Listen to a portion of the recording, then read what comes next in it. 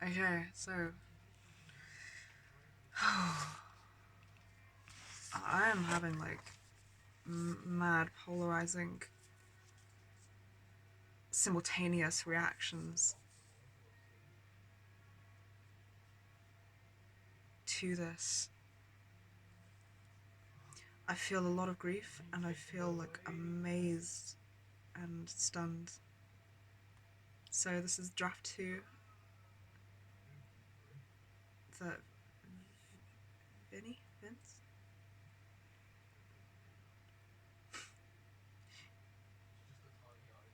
You?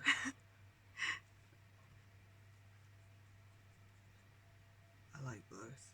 It's a bit of a sticking point actually. Just outlined a step-by-step process for addressing unmet needs and an emotionally unsafe environment in relationships with other people. So he wrote it out as like a dual process. So there's how we support ourselves, which to be honest is most of it. Whoa.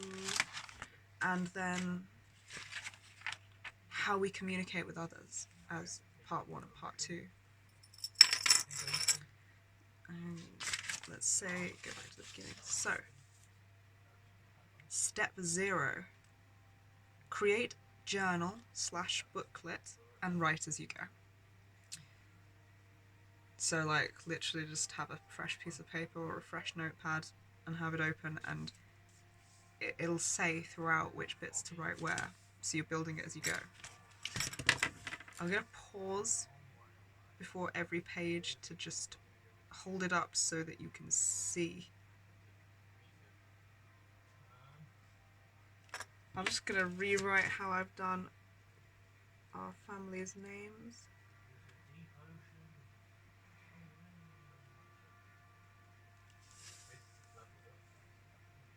Okay. Oh man, I'm still having such a fucking... There's a lot of response to this. Okay, so... Wow, this is going to be very difficult to hold in a way that is visible and not blocking anything out and seeing it. But hopefully, you know, you can just pause the video and zoom in a little bit. I will hope that that is at least kind of enough. So, step 0, create journal, booklet and write as you go. How we support ourselves. Step 1, compassionately hold space for disowned, exiled, rejected parts of our system and ourselves. Find out how to support them. Write supports down. 2, communicate and build up communication with these parts. 3, and there's an asterisk on 3, work together to backtrack and map from what causes pain and disconnection as a protection. Write this down. And the asterisk on 3, so then 3.1, you go down. How to backtrack and map. Write down a recent event where a person's action caused the self-abandonment defense to be activated. What was the action? Example, aunt excusing photo cunt as a good father. When we had a conversation with our aunt, and she knew at this point that he was one of our abusers, and she told us a lot of things about how she sees him as a good person, about how he was always a kind, living, liberal, loving father, and that made parts of us shut down and retreat and withdraw and feel like she was no longer safe and we were no longer safe to speak to her about this. So that's the parts being exiled through an unsafe environment in action, in an example. So then, what was our emotion? What was our emotion is joined? What was the polarized emotion? What were our polarized emotional responses? I see, because it's like a failure to integrate these opposing things into one person is why it happened when we were young, why it got split into more than one person, and why now it causes disconnect between those parts. So there's a box, and there is box 1. The emotional subsection of box 1 held in one person containing many parts of us was fear, dejected, bitter rage, disappointment, dismissed, invalidated, unseen, unheard, unsafe. And box number 2, the opposing polarizing emotions held in another person made out of several parts. Fear of losing our family of origin, fear of being rejected and abandoned if we expressed or kept fighting for the truth of the situation. Next question.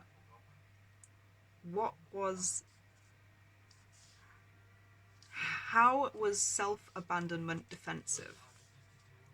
Because we can't stay in the relationship and survive feeling all of the box of 1 and sustain that. So the box 1 being fear, dejected, bitter rage, disappointment, dismissed, invalidated, unseen, unsafe, unheard. Okay. Then the next question. What was the protection trying to achieve? The ability to survive as things are. Holy shit, dude. 3.2. Map. Write down what actions and behaviours and situations in the other person kept us exiled in those parts. 3.3. What is the reverse of these actions? 3.4. Reminder to journal about what is in our control, brackets, our actions, boundaries, responses, close brackets, and what isn't, brackets, the other person's behaviour, close brackets. We can state needs and make requests, but it's always about what we're going to do. It's always about our action and our response, and it's never about controlling what they do and whether or not they actually meet the request. It's reasonable and valid to ask for an emotional need to be met. It's not healthy, really, for anyone to expect them to comply. It's only healthy to think, what will we do if they don't? And, you know, it's always, what do we do next? That's where we have control. So then that's the asterisk for 3 up to 3.4 completed. So back to 4. What causes pain and disconnection as a protection? Write this down. Oh no, that's the first one. Okay. Yeah, that's not so confusing. 4. Reverse engineer to find what we need to be whole. 5. Write down what our needs are. So the thing is, like, this whole process helps you to just end up at the point of knowing what your needs are in the relationship and being able to write them down. But we didn't start from there. We have had our whole life of being taught to self-abandon and disconnect from parts of us that can even feel our needs. So we couldn't even feel our fucking body. Like, being disembodied and dissociated and depersonalized and fragmented to the point of most of us not knowing what our needs are means that the question of just like, write down what your needs are would have been like, fucking how? You know, it's years of therapy and doing this so that we could even work out what those were to write them down. But this process helps you to discover what they are in the relationship by just introspecting and knowing which questions we had to ask ourselves and how we found that out. And you are a fucking genius, and I love you.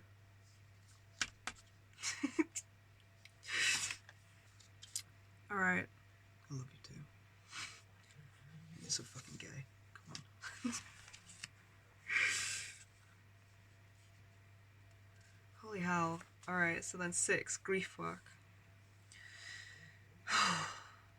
Feel and be with the exiled parts of us. I know, exiled parts of us. Their pain of being abandoned and rejected. The unfairness. The devastation. Support them and us and accept and allow whatever we all feel for however long it needs to be here. I never said this was a quick or easy process. Just the least painful and the cleanest and clearest that I could see it. 7, boundary work. Journal what step by step our actions will be. Example, 1, have conversations with our family of origin about our experience. 2, ask them if they can meet our needs. 3, set and hold boundaries if they can't. Example, need to be able to rest and predict when we're going to have intensive conversations about trauma. Boundary, no unplanned, unexpected visits.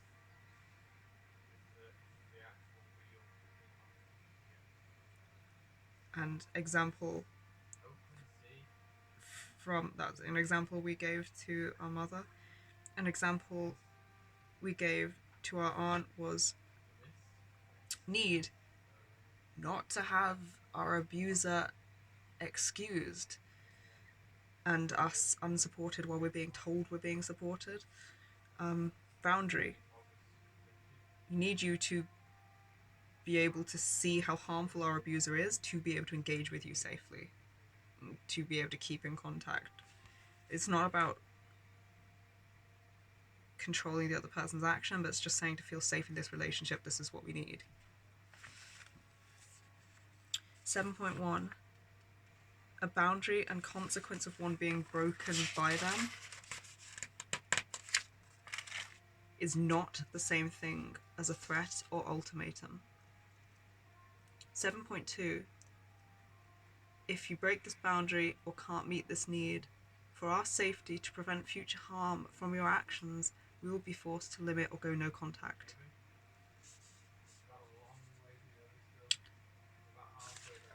And then there's an example booklet. So I'm going to hold this up again. Hopefully you'll be able to kind of see.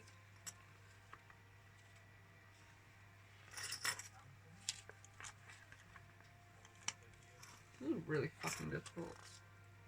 Okay. Like, holding it up does not compare, I'm sure, to creating it. Neither one compares to doing it, we've all been doing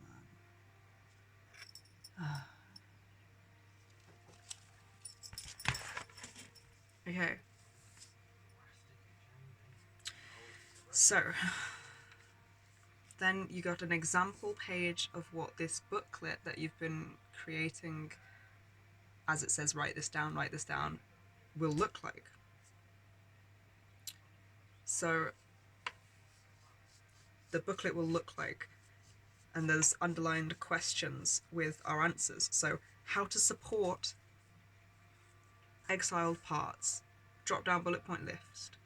Grief work, music, warm heater, stuffies, makeup, showers, art, conversations that center them and prioritize their experience, that center us and prioritize our experience.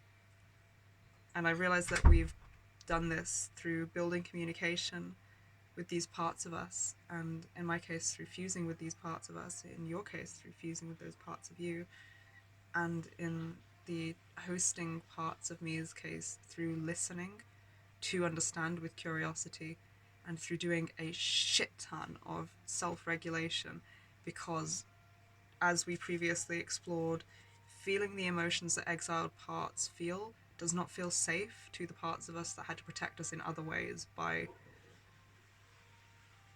when we were kids, abandoning those parts of us, those needs, those self-protections, our rights, basically, to be accepted by and not rejected from the family.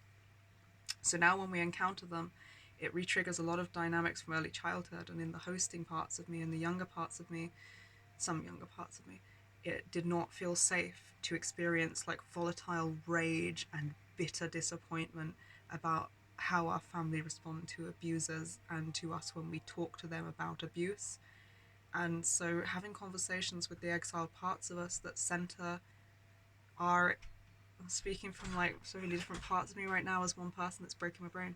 So centering the exiled parts of me, of us, and our experience in the hosting and enmeshed, formally enmeshed parts of me, um, involved like a hell of a lot of self-regulation and stabilization and safety work, because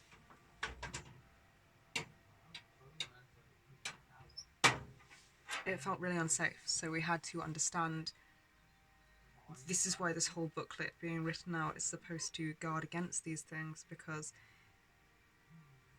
when you're in it, you lose track of it as you're disconnecting. Every time I'd split, I would lose the knowledge of why and what had done it, and I would only be able to see my family as kind and loving and often the victims to what felt like our unreasonable behavior, which is disgusting because it's like really not our fucking fault, but this is how we've been conditioned over time. So this is why having it written down as you go and knowing which questions to ask is so fucking vital, because then you have this booklet at the end to refer back to if this happens, to reconnect you to yourself and to your reality, which I'm not gonna lie, this would have helped a lot, but I'm just really glad that we have it now and that other people can have it. Holy shit. So how to support exiled parts, and then through these conversations that center our experience and learning about each other and building communication, we write down the things that help to literally soothe us and make us feel better, which is why we end up with this drop down list in this booklet. And then the next underlined part is what causes protective disconnection. So we can see from the actions written down on the previous page, hearing support for our abusers and feeling unable to object or speak up for us. Next bit, reverse engineer to find needs. So what's the opposite of that? We need to be supported and not be met with abuse apologist sentences and behaviours to feel safe in being whole and engaging with the people around us. What actions, behaviours, situations of the person that the person in question did kept these parts of us protectively exiled? So then we have our mum gaslighting when we told her about being abused by a primary fucking abuser, and her first response was, well, we don't really know if he did anything, until Vince screamed at her like, we fucking do, and what the fuck, don't ever say shit like that again. And abuse excusing, well, Greg's just artsy and weird, and the pictures are just artsy and weird, and the abuse is just artsy and weird. And in our aunt's case, I just can't see him as harmful. That's dismissing abusers' actions and behaviours. Or you were opinionated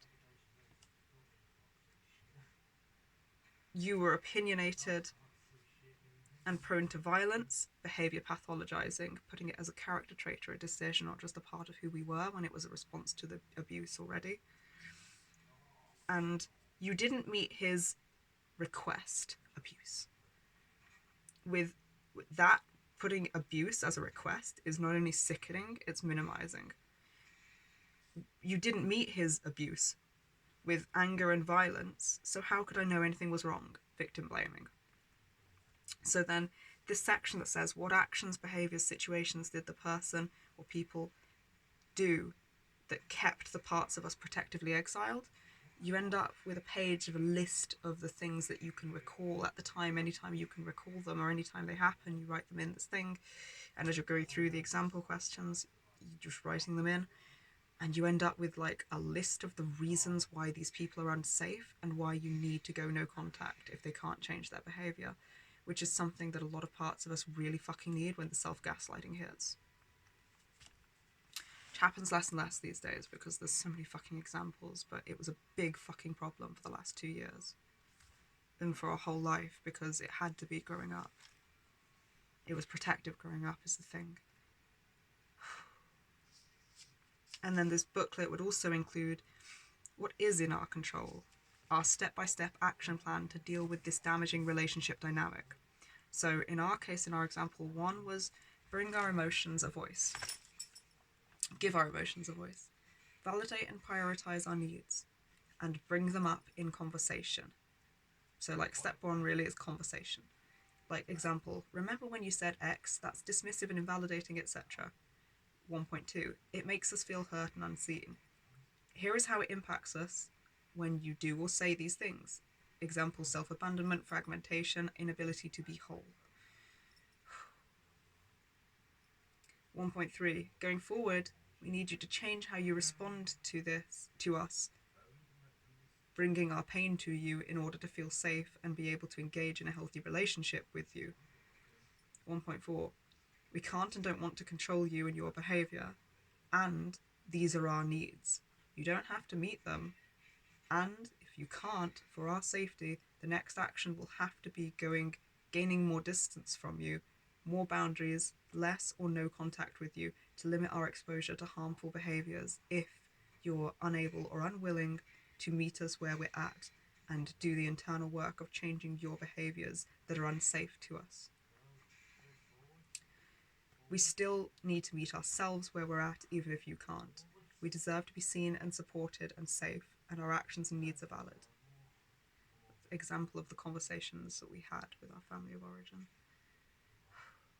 After communication, so this is all the stuff that you journal down in the booklet because it's important to be really clear and have it visual for every part of you in the system to refer back to when your reality gets shaky and when things don't feel clear, like what step-by-step action is, because it's not just a thing to know this stuff. You don't always know it in every moment. You need it to be tangible, to be written out, to be obvious, to be able to be referred back to in any state you could hit it in.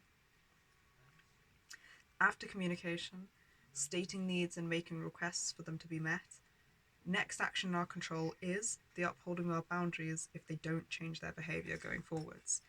So this is what we mean by like, you can't control someone else's behaviour, just what we do next.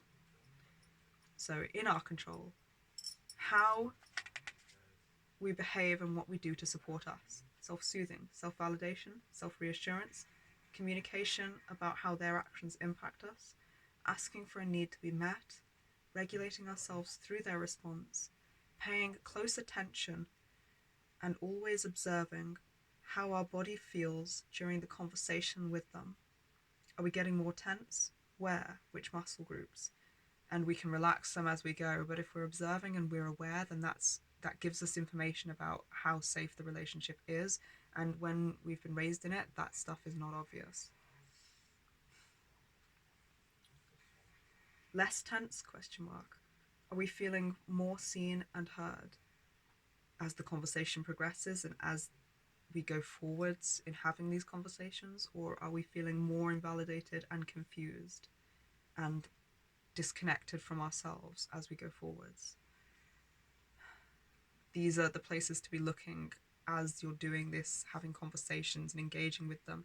It's not just having conversations and engaging, it's noticing whether or not actual changes are being made and how you feel in the conversations.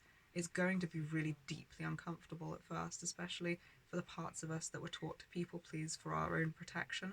But there's a difference between being uncomfortable and safe and being received and heard and being re-traumatized, because the dynamics are not changing from the ones that initially traumatized us. And these are the places you look to isolate what is happening and to work out whether or not those changes are happening in front of you or not. In our experience over the last 2 years of doing this, observe what they respond with and how it makes us feel in our body, and if their actions and words align going forwards.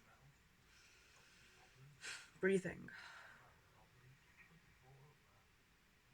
We really recommend getting safety and stabilization responses to be formed into proper habits so that you can catch your breathing and muscle relaxation and self-soothing tactics in every moment of high velocity stress, and so that you have supports to be able to deal with this, like a therapist, like safe people who know who you are around you, and like communication internally and self-compassion instead of judgment and shame spiraling.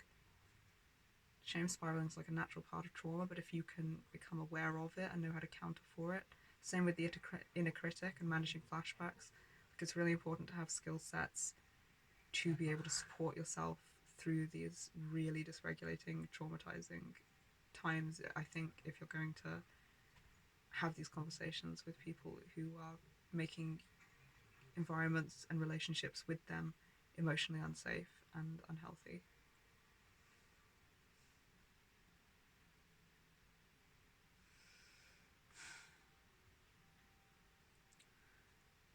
Our next response, still in our control. Our next response, our boundaries. And then, not in our control, their actions, their emotions, their response going forwards, their response to our requests. So, on this page, this is part 8 of how we respond to us in dealing with all of this.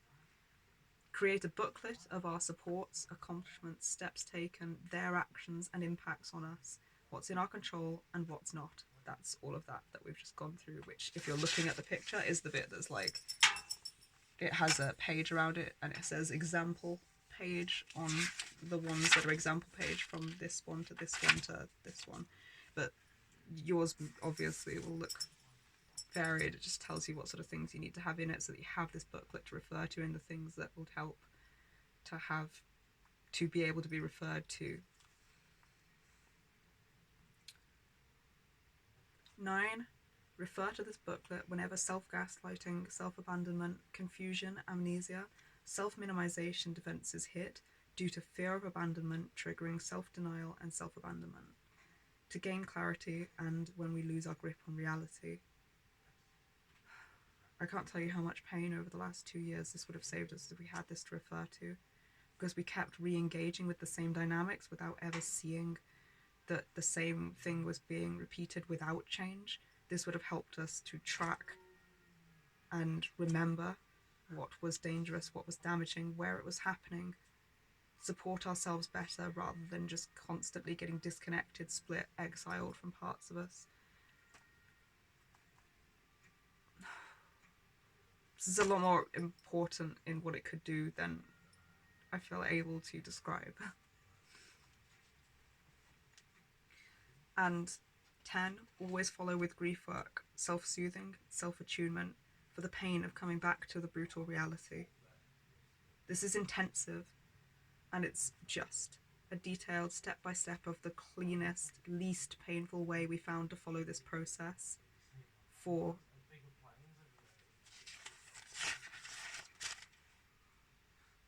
addressing unmet needs and an emotionally unsafe relationship with people. This process will always involve pain, and it's nothing we are doing wrong.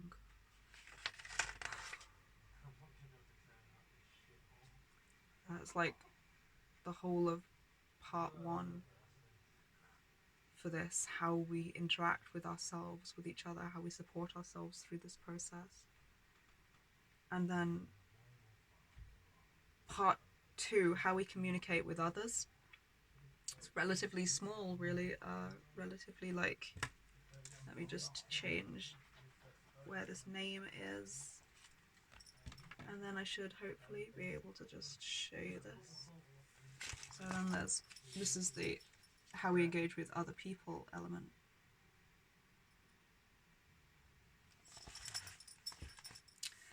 So we got our real life examples on the left, unless this is mirror flipped, and after all of the inner workings, introspection and working out, basically, we now have the clear answers to be able to communicate to the other person, to come to them and do this process after we've followed all of that one. So how we communicate with others. 1, state our needs. 2, how they're not being met. 3, how this is impacting us. 4, 3.1, give examples of the person's actions and how it makes us feel. 4, yeah, the numbers are fucked. Where our response comes from, optional in our conditioning in childhood. 5, what we need them to do to change in their actions going forwards for us to be able to be safe engaging with them. 5.1, how they can meet our need. 6, how this will positively impact us. 7, make their free choice of will clear, the fact that we're not controlling their behaviour clear. 8, empathise with what could make it hard for them to meet our needs. Like, in our case, we did a lot of, we made it clear that if this is intergenerational trauma in our family, you will not have been handed the toolkits. This is why you couldn't hand them to us. Once we know better, we do better, and that was not the case for our family of origin, which is why we had to cut contact. But we did bring it to them in this way, and we did tell them and explain to them where in their childhood these dynamics could have been, where they could have been let down and traumatized, and why that could make it really hard and really triggering for them to engage with us in the way that we need. That's not a justification for their actions to continue, is where this got, why one of the reasons for this process being detailed so thoroughly here, to see where that's not happening. 9, what action we will have to take next for our own protection and safety if they can't meet our need. So then we got our examples on the left, so let's go through it again. 1, state our needs. In the example, we're going to use where we texted this person who was texting us on our aunt's behalf. We did not look through the texts as we wrote these down, so these are from memory, and at some stage we are going to review the texts anyway for other videos, so it will at some stage be word for word, but for now this is likely paraphrased. Disclaimer Finn. So 1, state our needs. We need to have a safe environment that won't cause us harm to have a conversation. 2, how they're not being met, and 2, quoted text here, where we quoted their text back to them, are not safe. We said why I quoted their text and said this is minimising, quoted text, this is victim blaming, quoted text, this is these things. 3, how this is impacting us. And then our example, this triggers us and can re-traumatize us. This hurts us, this makes us feel angry. 4, where our response comes from in conditioning in early childhood, optional. 4, this is the same victim blaming behaviour, pathologizing, minimizing behaviour dynamic we've had our whole life in our family of origin. 5, what we need them to change in their actions going forwards. In order to safely engage in a non-damaging conversation, we need you to recognize what you said here that was harmful. We need to know that you can see it, is what we said, and change this, not do victim blaming and minimizing and gaslighting stuff going forwards. 5.1, how they can meet our need. 5.1, we need you to create an emotionally safe environment where we feel able to openly discuss things with you as a conversation, not under the guise of a conversation when actually you're attacking us off the bat. 6, how this will positively impact us. 6, we would love to be able to have these conversations. It is our preference to be able to have them with you and be mutually understood. 7, make their free choice of will clear. If you can't, we will have to disengage. So, what we'll do next, not like you have to or else.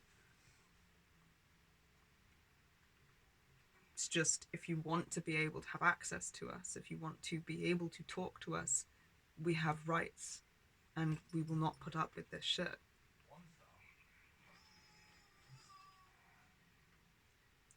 hate, empathize with what could make it hard for them to meet our need. We've experienced emotional contagion and ranting on from adults in our lives that put that on us to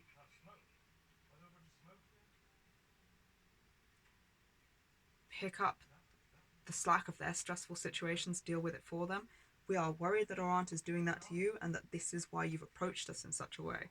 So that is our examples and the step-by-step of what we did for how to communicate with others, as well as the examples from our last 2 years of engaging with and finally going no contact with our families of origin in how we support ourselves in the step-by-step process for addressing unmet needs and emotionally unsafe relationships with people.